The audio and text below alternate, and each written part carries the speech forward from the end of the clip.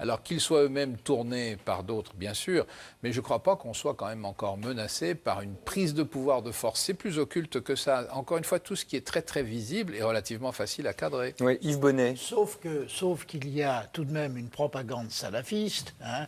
Il faut quand même appeler un chat un chat. Oui, mais c'est pas quelqu'un qui sauf se plante pour prêcher des pays étrangers. Hein, il y en a deux, il faut les citer.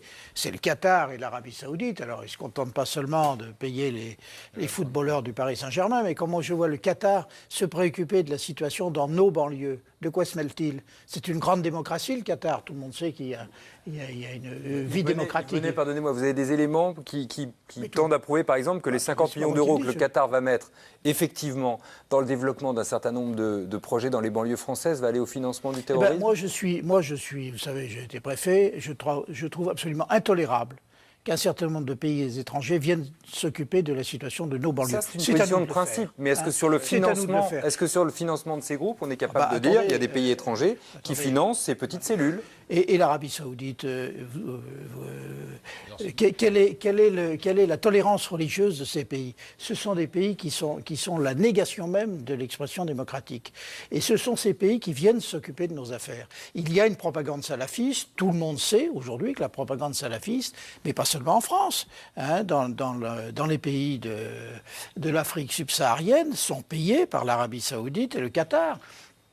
Moi, je pense qu'il faut tout de même que nous posions le problème de façon assez claire avec ces pays qui se prétendent nos alliés, nos amis. Donc le Qatar est un faux-nez d'une certaine manière de gens qui ont envie de financer le terrorisme en France. Il est plus compliqué de surveiller et d'infiltrer des groupes comme celui qu'on vient de démanteler ou de surveiller et d'infiltrer les groupes qui étaient responsables, par exemple, dans les années 80, des attentats à Paris. Est-ce que ça a rendu le métier de surveillance et de renseignement plus difficile? C'est-à-dire que le champ n'est pas exactement le même.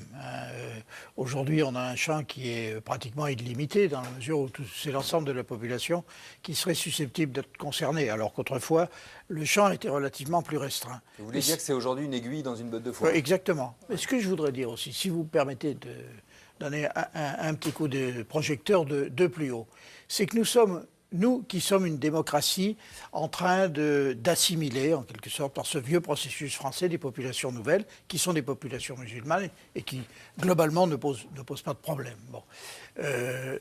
Nous sommes au confluent de deux grandes stratégies. Il y a eu la stratégie américaine de démolition de tous les régimes arabes laïques. Bon. Ça a été fait systématiquement.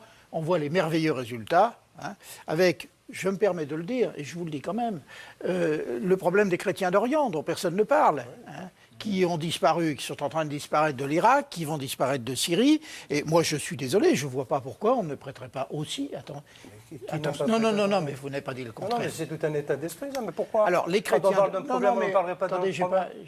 D'accord. Je n'ai pas terminé. Bon. Je pense qu'il y a là un gros problème aussi qu'il nous faut. Alors, il y a cette stratégie américaine de démolition des régimes arabes laïques, suspectés d'entretenir des relations plus ou moins sympathiques avec l'Union soviétique. Bon. Ce sont quand même les Américains qui ont fabriqué Al-Qaïda. Hein, je suis désolé. Bon. Ça, c'est un fait qui n'est plus contesté par personne. Deuxième chose, il y a cette stratégie des pays du Golfe. Les talibans face à l'Union soviétique en Afghanistan. Oui, absolument. Il y a cette stratégie des pays du Golfe qui est de faire monter le salafisme, de le répandre un peu partout. Je pense que nous sommes bien d'accord. Je dis au passage d'ailleurs que le terme d'antisémite, moi, ne me convient pas du tout parce que les Arabes sont des sémites, hein, et que vous avez les deux tiers des Juifs qui ne sont pas sémites. Mais enfin, passons. Non, alors, parler de judéophobie, non mais on parle en français là. Alors, ces deux politiques ont convergé parce que ces deux pays, les pays du Golfe, en particulier le plus puissant, est l'allié indéfectible des États-Unis.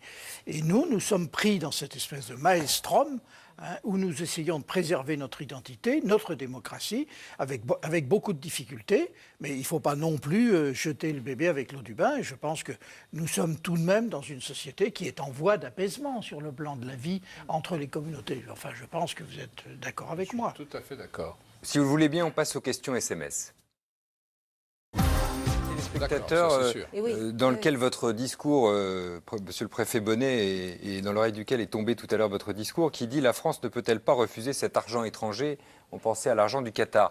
Est-ce que parmi les missions de la DST aujourd'hui, il y a de tracer la DST qui est aujourd'hui la DCRI, il y a de tracer l'argent étranger et voir où il va. Y compris quand il arrive avec le visa du gouvernement français. Non, si cet argent arrive du Qatar, il est totalement blanc. Il va être déposé dans des banques françaises gérées par, je ne sais pas, une banque spécialisée dans l'aide aux PME. On peut penser que tout ça est clair. Mais cet argent arrive effectivement, c'est suite à la vente de gaz, de pétrole et de choses comme ça. Bon, écoutez-moi, là... Est-ce qu'on peut imaginer, je vais pousser plus loin, est-ce qu'on peut imaginer dans une banlieue une levée d'impôts révolutionnaires islamistes auprès de ces chefs d'entreprise? Je pousse volontairement. Est-ce que vous l'avez vu? Non, voilà, c'est ça la question. Je l'ai vu dans la mouvance kurde. PKK, oui. Alors là, je peux vous dire oui, il rackettait les gens. Je pense qu'il faut être très prudent sur certains versements de fonds. Tout le monde sait aussi que beaucoup de mosquées sont financées par l'Arabie Saoudite. Vous me demanderez combien d'églises sont construites chrétiennes je ne parle pas des synagogues. C'est antique ou quoi? C'est pareil.